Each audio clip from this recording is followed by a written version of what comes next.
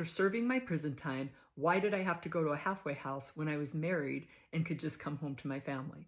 So here's how it works. I was given a 7-year federal prison sentence for my involvement in real estate transactions that were illegal. I live in Utah. There aren't federal prisons in Utah, so I was sent to Dublin, California, to a higher security prison because of the length of my sentence. There's lots of reasons. I should do a whole video on why I went to a high security prison. But anyway, I did.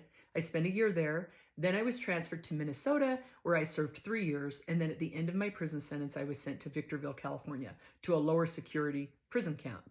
When I got to the camp, my case manager called me in and she went through all my time, right? I got 15% good time because I didn't break any rules while I was in prison, which meant that my 7 years automatically goes to 6. I knew I was going to get that.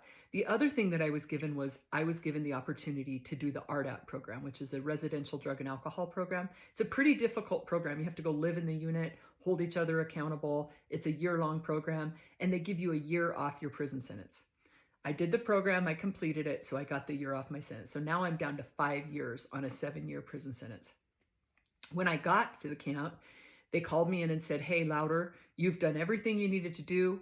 We're going to send you back to Utah. We're going to give you 6 months halfway house time, which means that I get to leave prison 6 months before I'm scheduled to leave so that I can go live at a halfway house in Utah, get a job.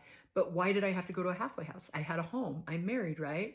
Well, I want to get out early. That's why I went to a halfway house. If I could stay and finish my time, which some girls do, because halfway house time is very difficult. But I opted to take the 6 months. 2 days before my out date, they called me back in and said, we're changing it. We're only going to give you 3 months. That was terrible because my family was all excited, planning to pick me up. Nonetheless, we rolled with it. And 3 months later, my husband came and picked me up and drove me to Utah to a halfway house. Totally uncomfortable when I got to the halfway house. Prison was much easier. You have to fill out all kinds of paperwork. I was locked into a much more uncomfortable space at the halfway house. And now I'm with men. Like, I'm so used to doing my time with women. And I remember I like to go outside and walk. And 1 hour a day, the women can go outside and walk on this cement pad. And so I'm out there walking and this guy comes out and he goes, why do you think you run things around here? And I said, it's the women's time. And he goes, yeah, well, we want to come out and smoke. And the men and the women can't be out there at the same time.